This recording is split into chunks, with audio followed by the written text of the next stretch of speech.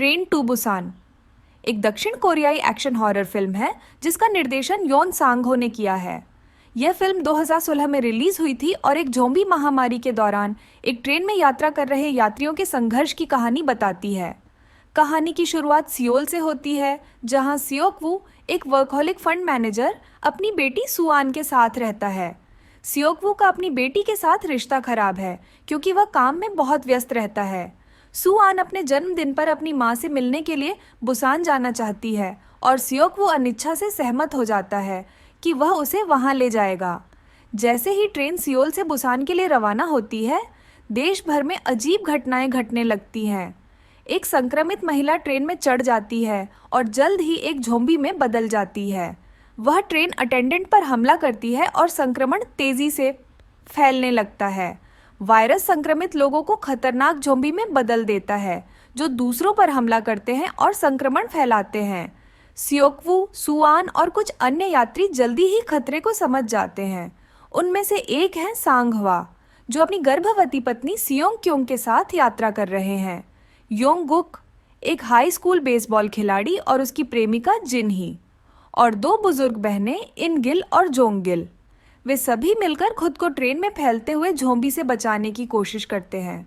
Train Daegu station पर emergency brake लगाती है और यात्री उम्मीद करते हैं कि वहां उन्हें सुरक्षा मिलेगी, लेकिन वे पाते हैं कि स्टेशन ज़ोंबी से भर चुका है और बड़ी मुश्किल से वापस ट्रेन में चढ़ पाते हैं। अब उनका लक्ष्य बुसान पहुंचना है, जहां खबरों के अनुसार संक्रमण को रोक लिया गया है। लेकिन यात्रा के दौरान यात्रियों का समूह बंट जाता है, जिसमें एक स्वार्थी और निर्दयी सीईओ यों सुख कुछ यात्रियों को अलग कर लेता है और उन्हें खुद से दूर करने की कोशिश करता है।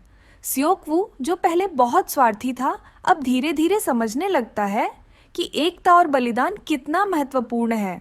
सांगहवा, जो अपने प्रियजनों के लिए अपनी जान जोखिम में डाल देता है, सियोकवू के लिए एक प्रेरणा बनता है। अंततः जब ट्रेन बुसान के पास पहुंचती है तो स्थिति और गंभीर हो जाती है।